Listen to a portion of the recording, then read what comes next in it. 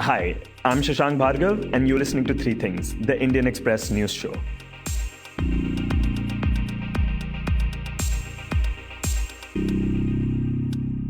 In this episode, we talk about why importing lithium is important to India and the reason why it is now looking for new countries from where it can import it. We also take a quick look at India returning a Chinese soldier who transgressed across the LAC. But first, we talk about WhatsApp. Recently, the messaging platform WhatsApp, which has over 400 million users in India, updated its privacy policy.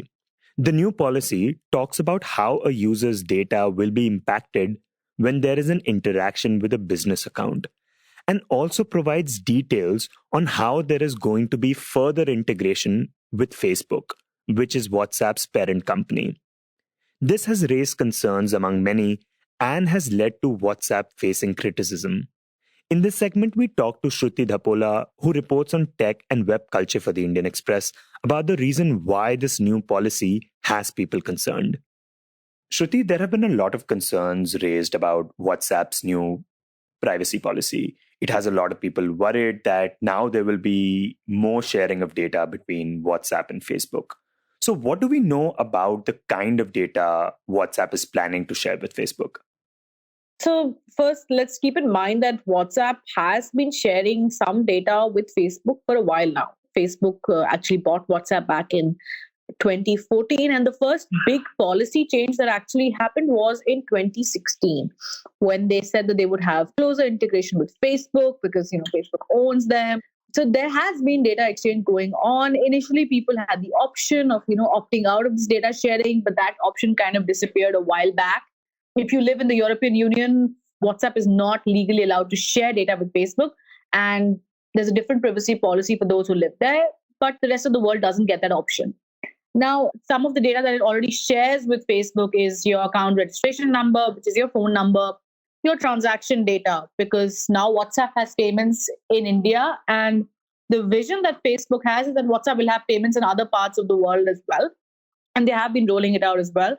Service related information, including how you interact with others, which is businesses, mobile device information, IP address, your location data, which is pinning you to a certain country, not necessarily the location data as to where you are at a particular point of time, but say that, I'm Shruti and I'm a user based in India, and that kind of location data might be shared with Facebook because, my IP address is also being collected. And it's also collecting a lot more information at a device hardware level as well, including, say, what is your battery strength, your signal strength, your ISP. So it was already collecting some of that information. It's expanded a little bit further on the policy, I would say. And what reasons does WhatsApp give about why it is doing that? So, as I said, they've already been sharing a lot of data with Facebook, and the reasons have now been expanded further, and they're a bit clearer, I would say, than what it was in the previous version of the policy. Now, they range from a number of issues, which is A, to ensure better security, to fighting spam, improving user experience. And by the way, all of this is also mentioned in the previous user policy as well. The new user policy needs to be kept in mind because Facebook CEO Mark Zuckerberg has actually talked about a vision of interoperability, as he's called it, for Facebook Messenger, Instagram, and WhatsApp. And he's done this back in 2019, where he's talked about looking at cross-platform exchange of data, whereas you can message someone on Instagram and they would get the message on Messenger. And the idea is you message someone on Messenger and they get it straight to WhatsApp. And that's why it matters a bit more now. And if you noticed, I don't know how many people have actually noticed this, but WhatsApp actually has a feature now called Rooms, which was again rolled out last year. Now, Rooms is actually a feature of Facebook and Facebook Messenger. That integration has been taking place for a while. And because WhatsApp has been part of the Facebook group of companies for a while, the data exchange will happen. Does it mean your messages are going to be shared with Facebook? No, that's not happening because it's end-to-end encrypted. And to do that, they would have to completely overhaul WhatsApp as how it exists right now, which they're not doing. And is the data that WhatsApp uses now, will it be used for ads? So There were reports earlier on that WhatsApp would eventually have ads which would be placed between the status slash the stories feature, but that though was kind of shelved. Those ads have not yet made an appearance on WhatsApp, and it doesn't look like ads are coming to WhatsApp anytime soon. Though businesses are a big feature of WhatsApp, you have around 50 million small and big and medium enterprises on WhatsApp. I'm sure all of us at some point have interacted with a business on WhatsApp, and they are looking at that as a monetization model. But ads haven't come, though the privacy policy does mention that if in the future they have ads, the policy might get updated. Though I should also point out this was there the earlier policy as well. Okay, so if you choose to not accept this new privacy policy, does that mean you will no longer be able to use WhatsApp? So yeah, with the new terms and conditions, you have to accept them in order to continue using WhatsApp. This is pretty standard with what happens with most software from companies, be it a software update or any kind of other update. Companies do update their privacy policies from time to time. So keep that in mind, and you will have to accept it, or you'll have to delete your WhatsApp account if you don't accept the new terms and conditions. I think users have till February 8th, 2021. A lot of people have pointed out that this is unfair, that Facebook and WhatsApp are basically saying it's our way or the highway. But I would say that this is what typically does happen whenever you're updating any software. And here we are essentially talking about cross-platform sharing of data. Are there any laws in India that limit a company, a platform to do that? There's no law in India at the moment. We all know that the data privacy and protection law is still pending in India. It's not yet become an act. So till that happens, there's nothing really governing or stopping Facebook and WhatsApp from doing data sharing. And is there anything about this new privacy policy that worries you personally? So I would say what personally worries me is that the link that WhatsApp has to Facebook. But that link is not new, right? That link has been there since 2014 when the company bought out the app. And, there are certain bits in the privacy policy which say like the information sharing is going to be used for improving offers, ads across Facebook company of products. And I think it's definitely going to make a lot more people suspicious of using WhatsApp. I'm not saying that Facebook is suddenly going to start reading your messages. That's not happening. I really do want to stress that out. But I think that the trust in WhatsApp is definitely going to be shaken for a lot of people, a lot more people than maybe it was previously.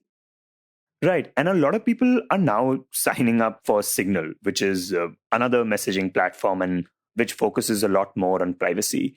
It has been endorsed by many people, including the former WhatsApp co-founder and Tesla CEO Elon Musk. Is Signal a good alternative to WhatsApp in that sense? Yeah, so I think a lot of people do need to keep in mind that Signal's protocol, which is the end-to-end encryption protocol that Signal uses, is in fact also being used by WhatsApp. Now, a lot of people have switched to Signal because it's run by a non-profit, it's not owned by any of the big tech companies, and there seems to be a lot more trust around the platform. So yeah, it is a good option. It's the best bet for a lot of people. But remember, it's not as feature rich as WhatsApp. Also, at least in India, for a lot of people, the entire network will likely be on WhatsApp. Of course, if you want to avoid that entire network of family, then yeah, Signal's a great app to switch to if you want to just talk to select friends and keep it for personal conversation. Of course, it's a good app to use. But again, shifting the entire networks to WhatsApp, let's see how long this actually lasts. The Signal is actually topping the charts right now, at least on iOS in India and in some other countries as well, in light of the whole furor over WhatsApp's privacy policy. But we'll have to wait and see if people actually, stick to using Signal, because eventually history shows that we haven't really given up WhatsApp. We haven't really given up Facebook, right? Like it still has billions of users. So for Signal to gain that kind of usage, it will take some time, I think. Dear listeners, sorry for this interruption, but before we move on to the rest of the show, I just wanted your quick attention. One of the big reasons people say they like this show is because it helps them understand the news better. It provides them with the context they need to see the bigger picture. And there is perhaps no other place that does that better than Indian Express's Explained section. We on Three Things refer to the section regularly, and it helps us make this show. If you're a regular reader of Indian Express, you know how useful the Explained section can be, especially when you're looking for in-depth analysis by the right experts. You can log on to indianexpress.com/explained and access the coverage 24/7. Explained by Indian Express, where news that matters is explained by experts who know the subject. Now, back to the show. Next, we talk about lithium, which is the metal largely used in rechargeable batteries that power electric vehicles, laptops, and mobile phones. For a while now, India has been importing large amounts of lithium from China, but now it is looking for other countries to source its lithium. This decision and developments regarding it come at a time when India has been in a standoff with China along the LAC for months. In this segment, Anil Sasi, who heads the business bureau for the newspaper, joins us to talk about the extent to which lithium import is important to India and which countries is India now looking to import lithium from. Anil, before we talk about anything else, could you just talk about how important is lithium in our daily lives and what all does India need lithium for? Well, lithium is the most crucial ingredient of the lithium ion rechargeable batteries that are fairly ubiquitous now. They power everything from laptops and mobile phones and electric vehicles. They're the ones that are being looked at as possible backup for renewable generation power. The storage option essentially hinges on lithium ion devices, where lithium again is a key electrode. And there are other metals also that come into the value chain: cobalt, nickel, aluminium. But lithium is really the key till the time that a better storage option that goes beyond lithium-ion batteries is discovered. So lithium that way is extremely crucial in all of the storage options that we can envisage in the foreseeable future. Now, India imports almost all of its lithium, and India has been importing large amounts of lithium from China. But now we understand that it's planning to change that considering the ongoing standoff between the two countries along the LAC in Ladakh. What do we know about the extent to which India has relied on China for its lithium? Well, the reliance on China is essentially with respect to finished products, the batteries that are coming in. We are not really big players in the whole lithium battery value chain. And that is essentially an option that we've looked at importing from outside. And China is obviously the biggest supplier, not just to India, but all over the world of these products, because China, one, is sitting on a lot of lithium resources, but otherwise also they've been importing lithium from South America, from Australia, and they're big players in the whole assembly chain. So our reliance on China is on battery and storage options fully built up that come in for devices that we are manufacturing in India, mobile phones, for instance. Much of it is coming in from China. And we have not really been big importers of the mineral per se, because we are not there in the value chain making batteries or cells in India. Now, there is a feeling that this needs to change, and the government is approaching it from both directions. One, to tap into the global with lithium value chain, and the other thing is to explore domestic exploration for this alkali metal. Now, these are the two options being looked at. Both are in extremely preliminary stages. This also comes at a time when this standoff with China happened. But look, to be clear, they've been looking at the whole lithium option for a while now. The standoff perhaps gives it a fresh impetus. So we'll come to the domestic part right after, but when we talk about importing lithium, what are India's biggest prospects? Which countries is India looking at? Look, it is essentially South America that India has started looking at as options. Australia is another option that has sort of come up at MEA level talks, country to country talks, because Australia is one of the countries with proven big reserves. And South America is where an initial beginning has been made, and there is this public sector undertaking called Khanij Bidesh India Limited, which was set up in August 2019. But these guys, through the middle of last year, have been fairly proactive in pushing for assets in South America. Argentina, Chile, Bolivia, these are the places where they've looked at options. And with Argentina, somewhere in the middle of last year, they signed a pact with a private firm in Argentina. The deal hasn't really made much headway, but this was one of the first tie-ups that a state-owned utility in India has made in a foreign country for lithium. They're also looking at options in Chile and Bolivia. Chile and Bolivia have among the highest proven lithium deposits. So that's where a beginning has been made. And what about domestically? Does India have lithium deposits where it can extract from? It's very sketchy. We don't have big reserves, certainly. But there is this PSU under the Department of Atomic Energy. It's called the AMD, Atomic Minerals Directorate for Exploration and Research. And they've done a survey, a very preliminary survey, but a survey notwithstanding, that shows the presence of some 1,500, 1,600 tons of lithium resources in the Mandya region of Karnataka. The find in terms of the size is quite low, and it is very preliminary in terms of the proven reserves being categorized in this inferred category, which essentially means that it is not that promising in terms of geological confidence. It requires a lot more studies to prove that the level of reliability or confidence in the deposit that needs to be tested. But it is a beginning in terms of a find being made domestically. And you've also written that India is seen as coming a bit late in trying to acquire lithium and build a lithium value chain. Could you talk about why that is? Well, because while lithium-ion batteries will continue into the foreseeable future, just like the lead alkaline batteries have continued, even though lithium-ion option has been there for well over 10 years. There is a sense that people across the world are researching and moving beyond lithium for storage options. And that's because lithium ion batteries, the way they currently stack up, have some issues, both in terms of energy density, that is the amount of energy captured in a unit, and also the fact that you cannot pack it in too tight because there's a liquid electrolyte which can possibly catch fire, which is one of the reasons why you had these occasional scares with mobile phones where batteries have been tightly packed in, catching fire due to a circuit issue otherwise. So a lot of research is now already underway, and in fact well underway, to look at options beyond lithium. And some of the guys who are working on this include Toyota, Nissan. Apple had made this announcement in December 2020 that they have this plan for launching a passenger vehicle.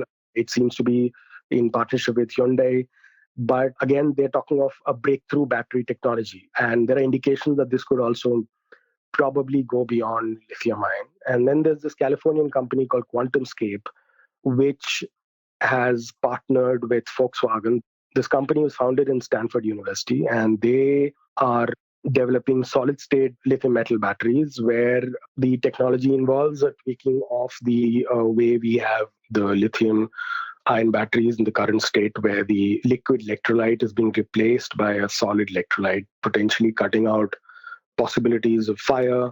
And in terms of efficiency also, it is much, much higher than what the current battery ranges are. So clearly, technology is building on the lithium ion technology and moving forward. And we've sort of come into the value chain a bit late if we look at what's going on abroad. But as I said, lithium ion is here to stay for a long time. So clearly, it's better late than never. And the other thing that people have been talking about is making electric vehicles a good alternative to our current transportation system. And right now, electric vehicles are largely powered by lithium batteries. But is it true that the way they exist right now, lithium batteries are not enough to power and charge these vehicles in a way that they can actually be a viable alternative?